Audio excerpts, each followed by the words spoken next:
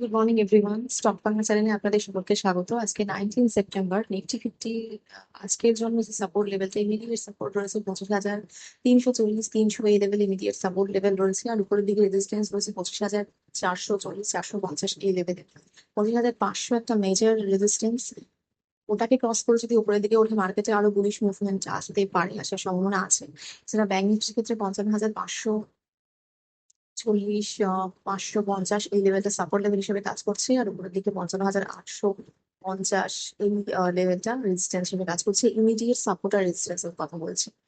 সেন্সেক্স এর ক্ষেত্রে 82,700 এই লেভেলটা সাপোর্ট লেভেল হিসেবে কাজ করছে। আর উপরের দিকে 83,030-50 এইটা রেজিস্ট্যান্স লেভেল হিসেবে কাজ করছে। আজকে গিফট সিগন্যাল দিচ্ছে ফ্ল্যাট ওপেনিং এর। গ্লোবাল মার্কেট যদি দেখি সেক্ষেত্রে ভালো রকম পজিটিভই ক্লোজ দিয়েছে গ্লোবাল মার্কেট। যেটা ইন্ডিয়ান মার্কেটকে আমরা তো আগের দিন লাস্টে থেকে কিছুটা নামতে দেখলাম, মানে পড়তে দেখলাম। এর আগে ভালোই ইম্প্যাক্ট, মানে পজিটিভ ইম্প্যাক্টে ফেলে রেড কার্ডের জন্য পজিটিভ মুভমেন্ট দিয়েছিল, তারপরে দেখলাম যে কিছুটা নেমেছে। তো আজকে দেখা যাচ্ছে ইন্ডিয়ান মার্কেটে কি মুভমেন্ট থাকে। এছাড়া পজিটিভ নিউজ, মানে মার্কেটে যে রয়েছে ইউএস আর ইন্ডিয়ার যে ট্রেড ডিল, সেই নিয়ে তো একটা হোপ জেনারেট হয়েছে। আমাদের যে চিফ ইকোনমিক অ্যাডভাইজার নাগেশ্বরম জি উনি বলেছেন যে 25% ট্যারিফটা উইথড্র হতে পারে নভেম্বর 30 পর থেকে। মানে যে ট্যারিফটা রাশিয়ান অয়েল কেনার জন্য যে ইন্ডিয়ার পেনাল্টি ট্যারিফ সেটা উইথড্র হতে পারে নভেম্বর 30 পর থেকে। আর যেটা অ্যাকচুয়ালি রেসিপ্রোকাল ট্যারিফ ছিল 25%, মানে দুটো মিলে তো 50% ট্যারিফ ইন্ডিয়ার উপরে মানে লেগেছে এখনো পর্যন্ত। তো সেই রেসিপ্রোকাল ট্যারিফটা সেটাও কমে 10 to 15% করার চেষ্টা করা হচ্ছে। তো অবশ্যই একটা মার্কেটের জন্য একটা আশার আলো, এবং করতে 8 থেকে 10 সপ্তাহ লাগবে। এবং এই টাইম পিরিয়ডটা ইন্ডিয়ান মার্কেটের জন্য খুব ইম্পর্টেন্ট। তো দেখা যাক আজকে মার্কেটের জন্য কোনো পজিটিভ মুভমেন্ট মানে দেয় কিনা। কিন্তু ইন্ডিয়ান মার্কেটের জন্য এটা খুব পজিটিভ একটা নিউজ। ট্রেড ট্রেড ডিলের কথাবার্তার একটা পজিটিভ আউটলুক পরবর্তীকালে হতে পারে।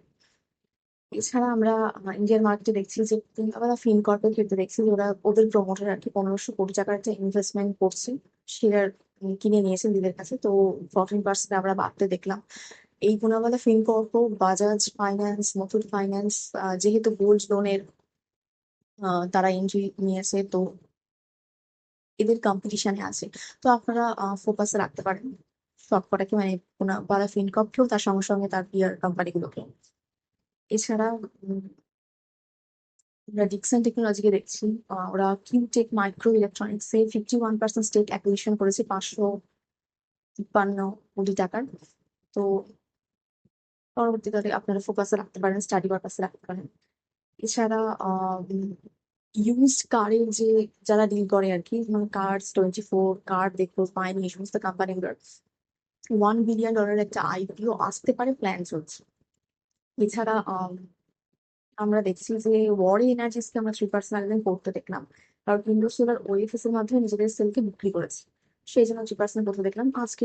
দেখা যাচ্ছে মুভমেন্ট দেয়, আপনারা স্টাডি পারপাস রাখতে পারেন। এছাড়া আভান্টেলের ক্ষেত্রে আমরা দেখছি বিইএল থেকে অর্ডার পেয়েছে তারা 6%, আগের দিন সেজন্য মুভমেন্ট দিয়ে দেখলাম 13 কোটির অর্ডার। সেটা কোচিং শিপইয়ার্ডের ক্ষেত্রেও দেখা যাচ্ছে যে 200 কোটির কন্ট্রাক্ট রয়েছে ওএনজিসির সাথে জ্যাক আপ ব্রিজ রিপেয়ার করার জন্য। পাওয়ার গ্রিডের ক্ষেত্রে আমরা দেখছি ইন্টারস্টেট ট্রান্সমিশন প্রজেক্ট পেয়েছে ইউপি আর এনপির মধ্যে। তো এই কোম্পানিগুলোকে আজকে ফোকাসের মধ্যে রাখতে পারেন, আপনারা স্টাডি পারপাস রাখতে পারেন।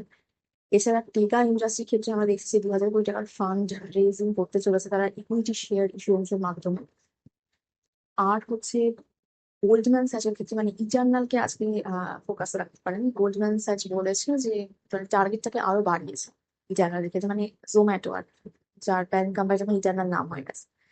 এছাড়া আদানি গ্রুপের ক্ষেত্রে একটা খবর এসেছে, যেখানে হিন্ডেনবার্গ তো অ্যালিগেশন অনেক চাপিয়েছিল আদানি গ্রুপের উপর। আর মানে অনেকটা পেজের একটা অ্যালিগেশন ছিল, ডার্ক অ্যালিগেশন ছিল। এর সঙ্গে সঙ্গে মাধবীপুরী ব্রুচের উপরেও অ্যালিগেশন ছিল।